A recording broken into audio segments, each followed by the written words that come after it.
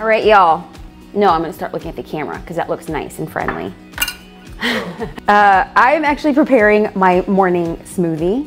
And as I prepare the morning smoothie, I want to make sure that I talk about something that I thought of very distinctly this morning. But before I get into that, let's go through a few of the things that I'm putting in the smoothie. I'm using a large banana, but I'm making a smoothie for 3 people. I usually use about 1/3 of the banana. And I like to put the softer elements at the end, or at the bottom of the blender, so that the blender can take rather quickly. I have about 2 cups of spinach here, and I'm gonna press it down into the blender. I have fresh strawberries, organic. And then I have about 3/4 cup of frozen berries, so that I don't have to use as much ice. And I have about 1 cup of almond milk. I will be using some water, a little bit of ice, some unsweetened coconut flakes, and it's unsweetened almond milk.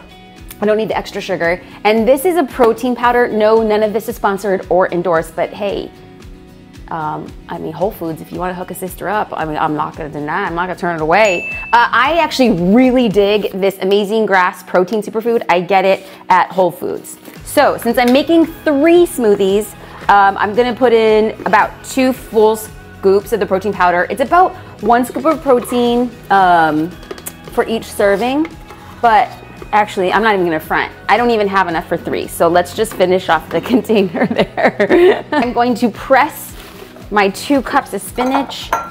Again, I'm using the softer elements towards the bottom. I'm gonna be putting in my full banana, and I'm gonna try to keep my kitchen clean as I go. I'll put, you know, I'm just gonna roll with it. You can just maybe edit that part out. Hold on, I gotta look like I have my stuff together. You know, new year, new me. I'm just gonna love myself in spite of all of the things. So some fresh strawberries. I would estimate there's about like 1 cup of fresh strawberries. And you'll notice it's a little bit, it does have sugar in it, specifically from the banana, not too much.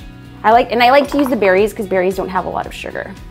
This has 0 sugars. That's another reason why I like that. I like to get a little bit of coconut because I feel like coconut gives me the essence of island life. If you can't live on an island, maybe you can have your smoothie taste like one. Just like a little bit in there. And so I can already tell that the amount of water that I add to the smoothie is kind of like a creative endeavor. You don't really know. Sometimes I add to it as I go. It depends if you like, some people like their smoothies to be very thick. Some like them to be juicy. Today, let's see how it comes out.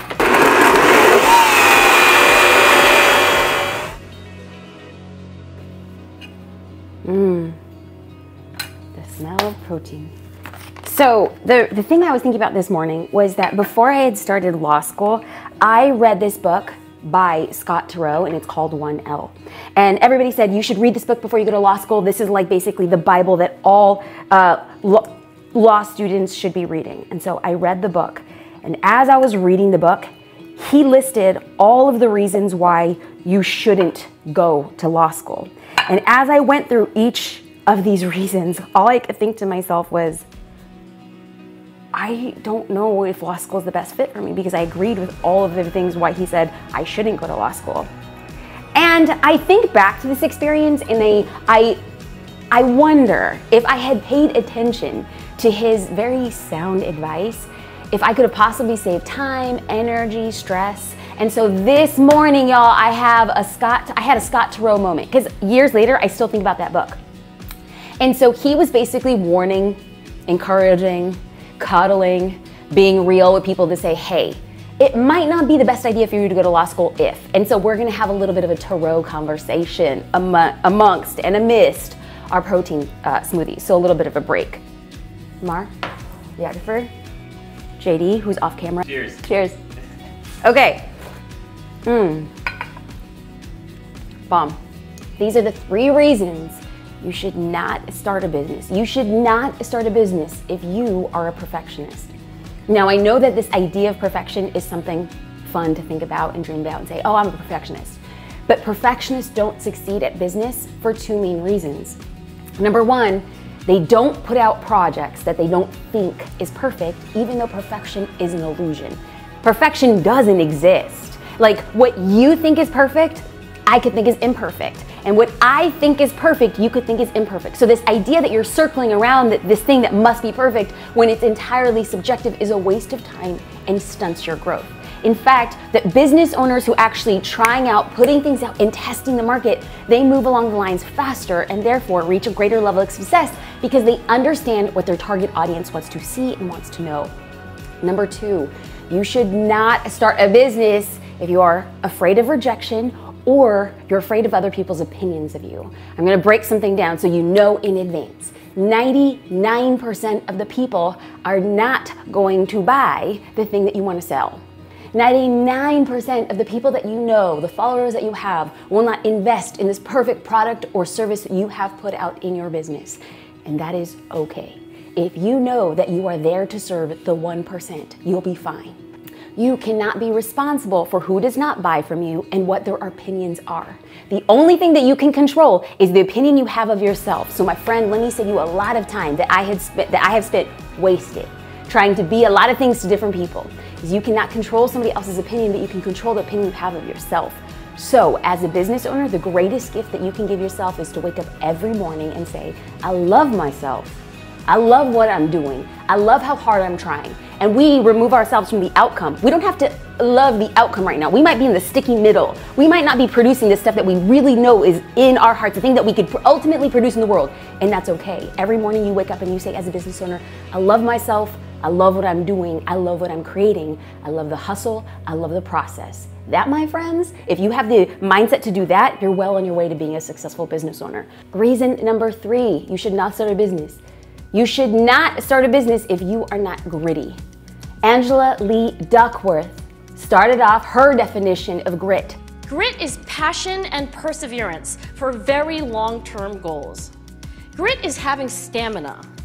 Grit is sticking with your future, day in, day out, not just for the week, not just for the month, but for years, and working really hard to make that future a reality. Grit is living life like it's a marathon, not a sprint. And the thing that I know is that the most successful business owners aren't the wittiest, they're not the smartest, they're not the richest, they're not the fastest, they're not the prettiest. The most successful business owners are those who refuse to stay down after they've gotten knocked down. And the thing that we have to remember is that, at least from my experience, is that the bigger my business grows and the longer I'm in business, the knocks become harder. They become bigger. And it's as if life and the universe and God is challenging you to stand up and define the thing that you want.